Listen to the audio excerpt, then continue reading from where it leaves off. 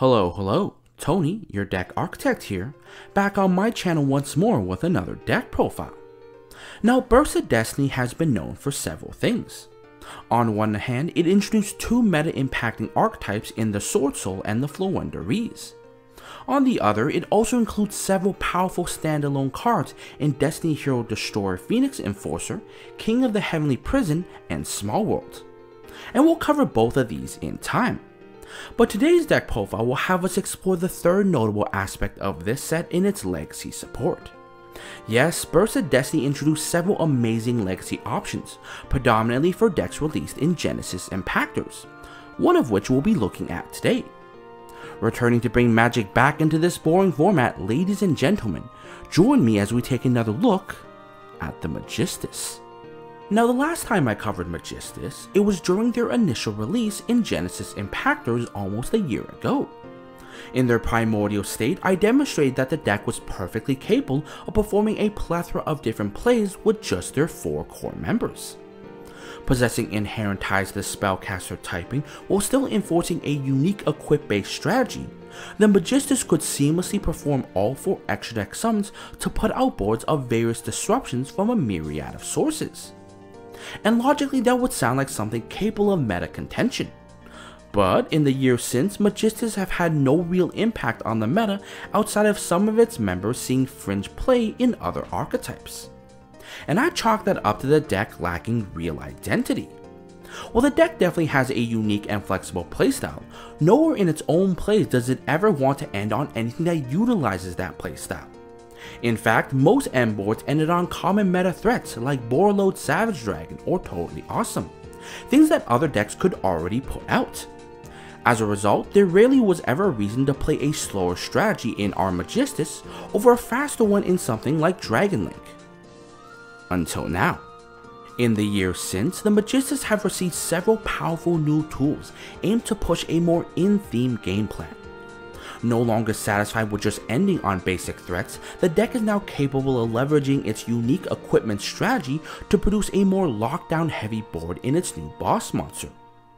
This, coupled by its continued flexibility in utilizing existing spellcaster support, results in a deck capable of ending on absolute effect lockdown regardless of what hand it might open. And those are some of the things I hope to be able to showcase as I get through the deck profile. Anyway, I've droned on enough. Without a further ado, let's get into the deck profile. Getting right into things, we start this deck profile by reintroducing the 4 core members of the Magistus, that being of our 3 Endymion, Magistus of Mastery, our 3 releona, Magistus of Vere, our 1 Crowley, Magistus of Grimoires, as well as our 3 Zoroa, Magistus of Flame. Now, if you haven't watched my last video on the Magistus, I strongly suggest you do so, because that video provides a lot of context to what I'm going to gloss over today. Functionally, each of the Magistus continue to serve their previously assigned roles. Endymion and Zoroa continue to act as your main playmakers, allowing you to access your most powerful synchro and exceeds respectively, while operating as pseudo-searchers for the rest of your Magistus lineup. Releona continues to be your searcher for your extenders in your Magistus support, helping you grab into the necessary extension to continue your plays.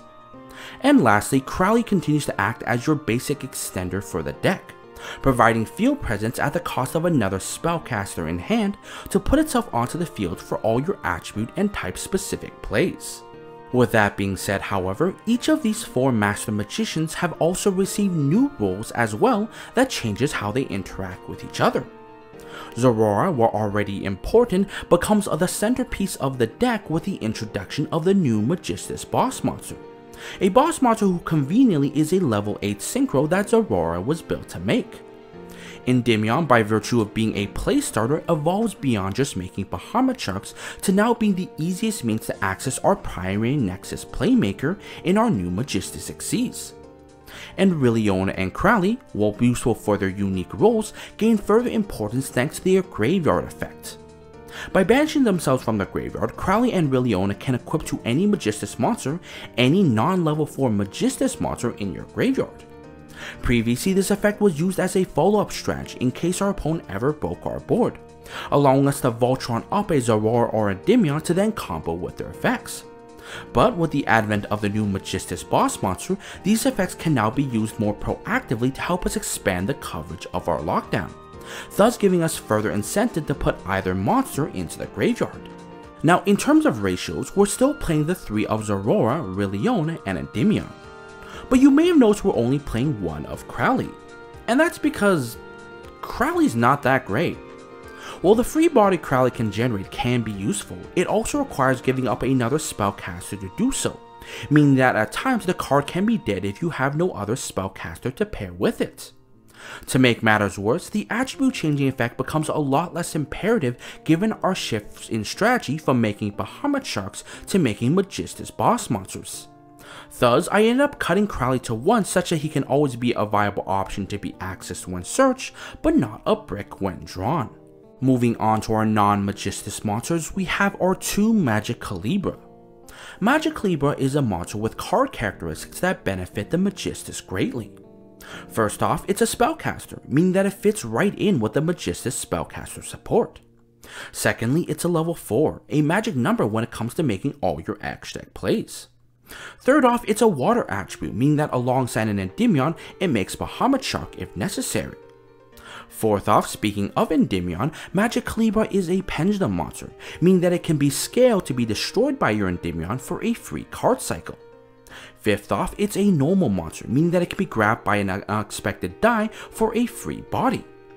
But most importantly, Magicalibra is a tuner monster, meaning that he inherently provides access alongside any Magistus non-tuner body into your level 8 synchros, particularly into your new Magistus boss monster who only requires a spellcaster tuner.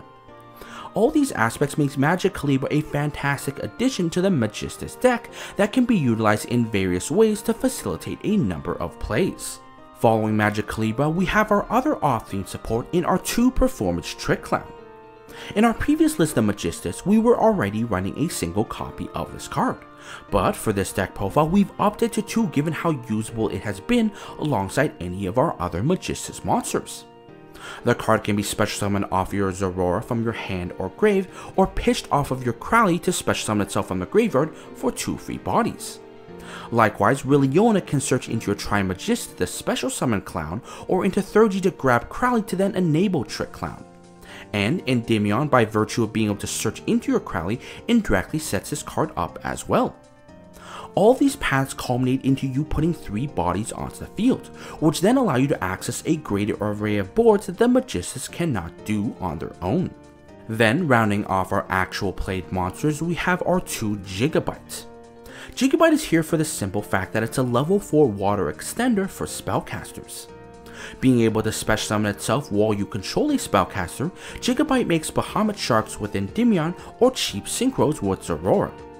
Unfortunately, the lack of a spellcaster typing on Gigabyte means that it isn't particularly suitable for making certain plays, but having Gigabyte as a random extender does allow us to salvage plays where our Magistus effects get stopped, providing us opportunities to at least produce a manner of a board to stabilize on otherwise.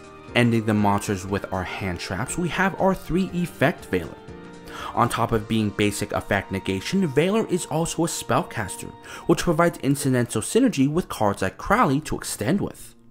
Likewise, being a level 1 tuner, Veiler is also a monster we could summon off of a Halka to then go into Selene, which itself also allows us to extend our plays to end games with access code or special summon other spellcasters from our graveyard.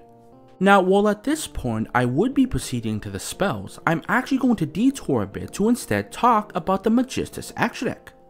As you may have determined, the Magistus are not uniquely their main deck monsters, but also the extra deck monsters that they can equip or make. In the first wave of support, we received 4 Magistus extra deck monsters, of which we play all 4 in our 3 Artemis, the Magistus Moon Maiden, 1 Ninaru, the Magistus Glass Goddess, 1 Iwas, the Magistus Spell Spirit, as well as 1 Varum, the Magistus Divinity Dragon. Each of these monsters have effects that they can use while on the field, but as I have stated in my intro, they are not monsters you ever intend to end your board with. In reality, each of these monsters will be the core 4 you equip to gain their unique equip based effects. Artemis, while equipped, becomes a searcher for any Magistus monster, acting as your rota for the deck. Ninaruru allows you to pop Magistus cards to pop spells and traps, acting as built-in back row removal for the deck. Iwas gives an additional 1000 attack, which can be useful in helping your smaller monsters beat over larger ones. And Varum, while equipped, protects your equipped monster from destruction by spell and trap cards and allows it to destroy any monster it battles, acting as a way to armor up a specific monster. In the previous iteration of the deck, we were only playing a set amount of Artemis, Iwas, and Ninaruru, with a core intention to equip Artemis and occasionally make or equip Ninaruru or Iwas for toolbox scenarios. But in this updated list, we're actually playing all 4 Magistus monsters, not necessarily to ever make any of them, but to exclusively equip them. In fact, as we get into the spells, you'll discover that we have no real way to actively summon our Iwas at all. The intended purpose of playing all 4 is that it provides the full depth of equipable X-Deck types for your new Magistus boss monster, a monster who applies lockdown relative to the types equipped. Thus, to have the ability to lock down all X-Deck types, it's imperative we play at least one of each X-Deck type such that we always have a type to access against any matchup. Beyond that though, each of these Magistus monsters do help Voltron up your monster against a variety of different threats, allowing you to play flexibly against a variety of matchups without the need to side deck dedicated counters. Ninaruru is a fantastic option against back row decks like Mystic Mine and Outlich, where the spell and trap removal is crucial. Iwas is key in outing big monsters that cannot be destroyed by card effects like Chang'Ying. Artemis is a no-brainer, being a searcher, but even Varum is powerful, helping you turn a monster into an unkillable juggernaut that ensures it sticks onto the field long term. But beyond the original 4, we actually have 2 new members added to the Magistus, one of them being the new Xyz in our one Releona, the Wondrous Magistus Witch Wardrobe. Releona Wardrobe is a rank 4 Xyz that can be made using any 2 level 4 spellcasters of differing attributes, a feat made rather easy given the multi-attribute nature of the Magistus. While on the field, Releona Wardrobe can detach a material to special summon one Magistus monster from the deck, but in doing so will lock you into Magistus monsters from the X-Deck for the rest of the turn. Additionally, like the other Magistus X-Deck monsters, Releona Wardrobe has an effect while it is an equip card. While it is an equip card, Releona Wardrobe can target one monster your opponent controls and negate its effects for the turn.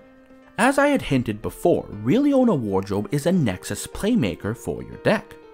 What is a Nexus Playmaker? Well, it's a card that provides direct access into every other play in your deck. Because Releona Wardrobe can special summon any Magistus from your deck, she provides you access into any of the 4 different Magistus effects to facilitate any of your other plays. For example, you could summon out a Zoroa to immediately equip and revive the detached monster to make a synchro. Or you could summon an Endymion to then immediately go into another Xyz. You could summon out the base Releona to search in a Magistus support needed for the situation at hand, or you could even summon a Crowley for its attribute changing effect. This kind of effect is incredibly useful as it allows you to put more Magistus monsters into public circulation. Given that you only have 4 members in the archetype, you'll find that getting immediate access to all 4 members for maximum play potential can be hard to do. Releona Wardrobe, by virtue of directly special summoning from the deck, allows you to expedite that process, putting the one missing member into play to then be revived or recycled in future turns. Furthermore, Releona's equip effect also adds an additional layer of toolboxing for the deck, providing the deck proactive effect negation to out-protected monsters. This effect is particularly useful against decks that have the ability to put up heavily protected monsters like Utopic Future Draco to finally out that monster to clear them without playing dedicated effect negation. Sadly, despite all that I have said, on Releona Wardrobe's initial release in Lightning Overdrive, the card actually saw no inclusion in the deck at all. See, regardless of whether Releona Wardrobe gave you access to your deck or not, the restriction of locking you into Magistus monsters from the X-Deck was just too costly. As I have stated many times, you seldom wanted to end on any of your Magistus monsters, as none of them packed any real disruption or impact as monsters. Instead, you wanted to end on common meta threats like Borreload Savage Dragon or Toadally Awesome, monsters that actually had hard negation to threaten current competitive decks. Being locked into only Magistus monsters from the X deck meant that you had no way of ending on any of those options, meaning that the only viable moment to make releona wardrobe was after having made those cards, which in turn only made its inclusion more unnecessary as a whole as a win more card. But all of that changes with the introduction of the new Magistus monster in Burst of Destiny in our Zoroa the Magistus Conflagarant Calamity.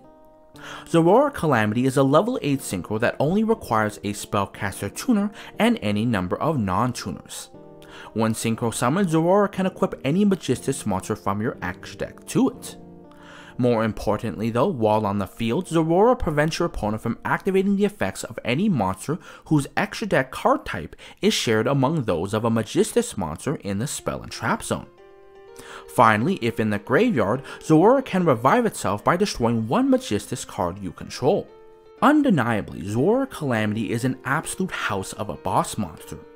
Packing a built-in equip effect, Zoroa Calamity, at worst, is a way to equip from your X deck.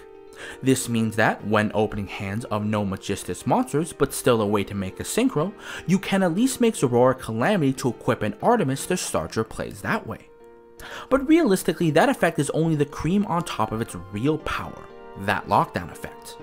Preventing your opponent from activating the effects of their X deck monsters can be immensely crippling to some decks, as their entire strategy and out to Zoroa Calamity may only exist in an X deck monster. And through its own built-in equip effect, Zoroa Calamity is always guaranteed to lock out one X deck type when it hits the field. And that itself could take games. By equipping an Artemis, Zoroa Calamity effectively locks out decks like Tri-Brigade while still maintaining a search every turn. Or by equipping a Varm, Zoroa Calamity becomes indestructible by spells and traps and can destroy any monster that it battles, effectively denying a Sword Soul player both of their effects and their ability to out Zoroa through battle. Even against a deck like Lyrillus, the power of Zeus means nothing when Zeus can't even activate in the face of a Zoroa Calamity equipped with a Nina Ruru. However, I do also want to point out that Zoroa Calamity locks out the effects of your opponent's X deck monsters so long as it shares an X deck type with any Magistus in the spell and trap zone, not necessarily just equip the Zoroa Calamity through its own effect. This means that monsters equipped by your base Zoroa or Endymion, or the monsters equipped by the graveyard effects of Releona or Crowley also factor into Zoroa's effect to help expand the scope of its lockdown. Additionally, this also means that even if Zoroa Calamity is to revive itself off of its own effect, its lockdown will still be live through the equip effects of your other Magistus monsters. To expand that even further, it also means making multiple Zoroa Calamity to equip multiple monsters, as that summon effect is not once per turn, also helps expand the scope of its lockdown while layering that lockdown between two monsters for your opponent to out.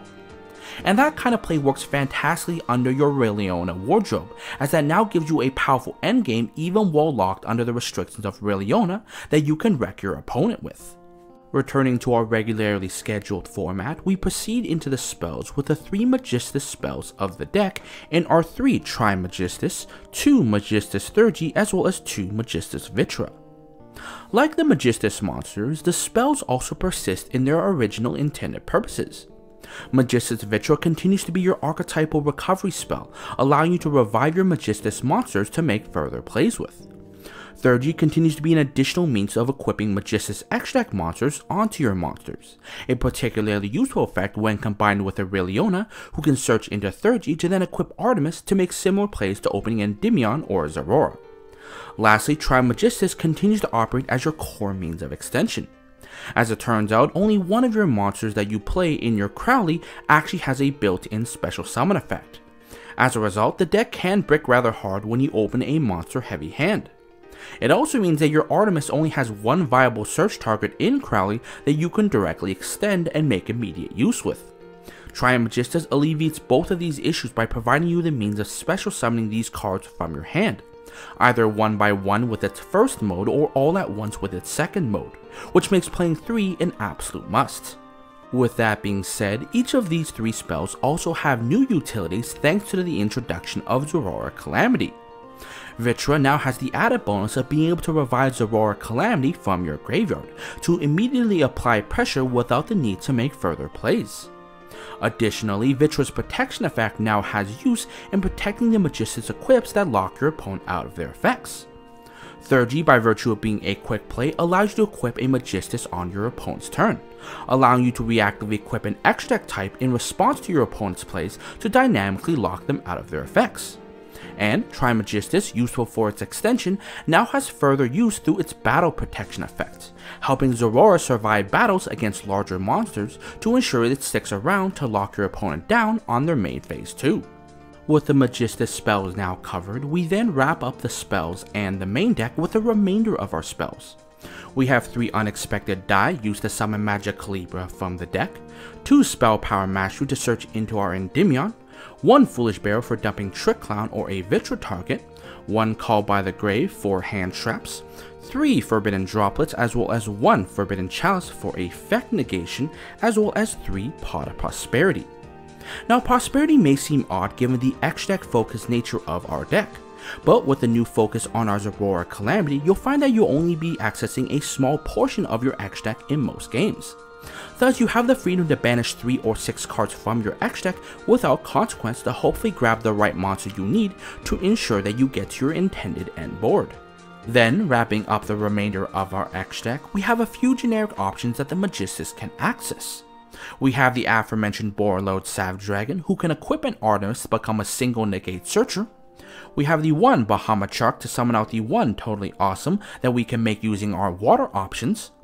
We have the 1 Christian Hakafyback that we can make using our spellcaster tuners. The 1 Selene for reviving Magistus monsters, but also to revive a Veiler to then go into our access code for game.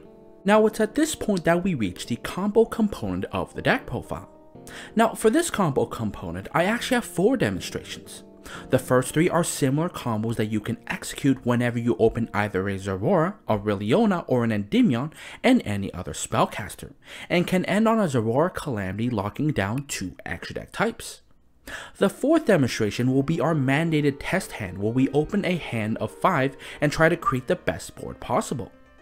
So, with that explanation made, the deck is shuffled, the field is ready, let us begin. Starting with our first combo, this combo requires that I open a Zoroa alongside any other spellcaster. In this case, let's say a Magic Calibra, because this card would otherwise be a brick. The way that this combo is going to work is I'm going to start by normal summoning out the Zoroa and then activating its effect to equip a Magistus monster from my X deck to it. In this specific combo, this equipped monster will not matter, so let's say in this case I equip a Varum. Since my Zoroa is now equipped, I can activate its other effect and then special summon a spellcaster from my hand or graveyard, which will be that other spellcaster monster. Upon doing so, I'm then going to overlay both the Zoroa as well as the Magic Calibra to then summon from my X deck my releona Wardrobe. I'm then going to activate releona Wardrobe's effect, detaching the Zoroa to then special summon out a releona base from my deck. Releona base, upon being summoned, will then allow me to grab from my deck a Magistus Spell and Trap, of which I'm going to grab a Magistus Vitra. Resolving that, I'm then going to activate the Vitra to then revive the Zoroa onto the field. From there, I'm then going to synchro the level 4 Zoroa alongside the level 4 Releona to then make my Zoroa Calamity. Upon doing so, activating its effect to equip from my X deck a Artemis the Moon Maiden. Finally, I'm then going to activate the effect of my Releona, banishing it to then re-equip the Varum in my graveyard to it, thus ending on a Zoroa Calamity equipped with 2 X deck types to lock both of them out. Going into our second combo, this combo requires that I open, instead of a Zoroa, an Endymion instead alongside any other spellcaster. The way that this combo works is very similar to the first. I'm going to start by normal summoning the Endymion and then activating Endymion's effect, but this time I'm going to equip an Artemis. I'm then going to activate Artemis' effect to then grab a Crowley from my deck to my hand, then sending the other spellcaster to the graveyard to special summon out that Crowley. From there, I'm then going to overlay both of these level 4 spellcasters, then summon out the Releona Wardrobe, of which you then know where this might go. I'm going to detach Crowley from my Releona Wardrobe to then special summon out a Zoroa from my deck, activating Zoroa's effect to then equip something like a Varum to it. Upon doing so, Zoroa's other effect will activate to allow me to then special summon back the Crowley onto the field, of which I'll then synchro summon with the Zoroa as well as the Crowley to make our Zoroa Calamity.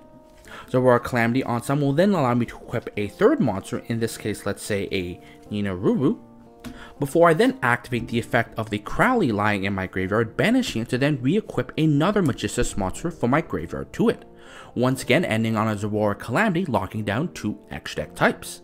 Going into the third combo, this combo requires that I open a Releona alongside any other spellcaster. Now, since Releona doesn't have an effect to equip, we don't necessarily have a way to equip a Magistus Artemis to search into that Crowley. Or so you would think.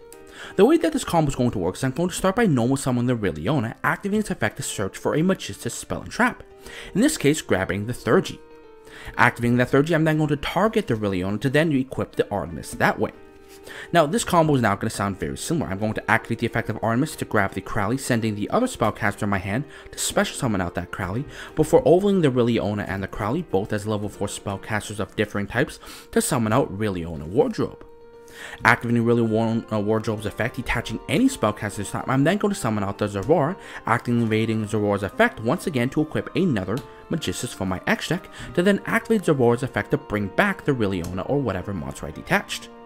Finally, I'm once again going to synchro summon using the Zoroa alongside the other monster to then summon out my Zoroa Calamity to equip another monster from my X-Deck using Zoroa's effect, before then activating either Crowley or Releona's effect in the grave to equip another monster to it, once again ending on a Zoroa Calamity equipped with 2 monsters to lock out 2 X-Deck types. Now, on top of seeing what powerful end boards that the Magistus can make using just 2 cards, what I hope I also was able to demonstrate with these 3 combos is how flexible Magistus are at making that end board. Opening any Magistus monster not including Crowley, you can end on the same end board regardless of what you have, since any of those combinations end on a Releona Wardrobe to go into your Zoroa Calamity. And that itself demonstrates just how easy the deck is at creating a powerful lockdown regardless of what hand it might open. Going into our 4th and final combo, which is our test hand, the hand that we're going to be working with today is going to consist of 1 Foolish Burial, 1 Performage Trick Clown, 1 Gigabyte, 1 Trimagistus, as well as 1 Unexpected Die. Now, this is a hand where we didn't open any of the Magistus monsters, meaning that we can't do our basic 2-card combo. However, looking at this hand, I can already see a powerful play in mind. So I'm going to start this off by activating out that Unexpected Die to special summon out a Magicalibra from my deck, since I control no monsters. Upon doing so, since I control a spellcaster monster, I can then special summon out the Gigabyte from my hand to the field, before then normal summoning out the Performance Trick Clown. From there, I'm going to synchro summon using the Magicalibra alongside the Performance Trick Clown to immediately make my Zoroa Calamity. Upon doing so, triggering both Zoroa Calamity's on summon effect as well as my Trick Clown to bring back the Trick Clown and then equip an Artemis to my Zoroa Calamity. Activating Artemis' effect to search, I'm then going to grab from my deck to my hand a base Zoroa, before then activating the effect of my Trimagistus to then special summon out that Zoroa base from my hand to the field. Next, I'm going to activate that Foolish Burial, using it to then send from my deck to the graveyard an Endymion. From there, I'm then going to activate Zoroa base's effect to then equip from my extra deck a Varum. Upon doing so, I'm then going to activate Zoroa base's effect to then revive the Endymion from my graveyard to the field. Next, I'm going to overlay both the Gigabyte as well as the Endymion, both as water monsters, to summon out a Bahamut Shark, before then activating Bahamut Shark's effect to detach the Endymion to then special summon a Toad onto the field. Next up, this combo might sound familiar. I'm then going to overlay both the Zoroa alongside the Performance Trick Clown to make my Releona Wardrobe, before then activating Releona Wardrobe's effect, detaching the Zoroa to special summon from my deck a base Releona. Base Releona upon summon will then allow me to add a Magistus Spell and Trap, of which I'll add a Magistus Vitra, activating it to then bring back my base Zoroa, before then synchro summoning with the Releona alongside the Zoroa to then summon out a second Zoroa Calamity. Zoroa Calamity's effect on summon is not once per turn, and I'll then use that effect to then equip a Ninaruru to it, before finally activating the effect of the Releona in my graveyard, banishing it to then equip to my Releona Wardrobe, the Varum as well, and then passing turn to my opponent. Going into our opponent's turn, let's do a quick head count here.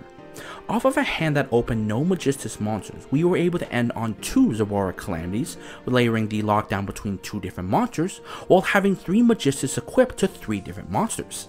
We have a Nina for spell and trap removal, we have a Varn protecting the Releona for follow-up plays, as well as the Link monster in Artemis to be able to search, while also because of our Zoroa Calamities locking down Xyz, Synchros, and Link effects from activating.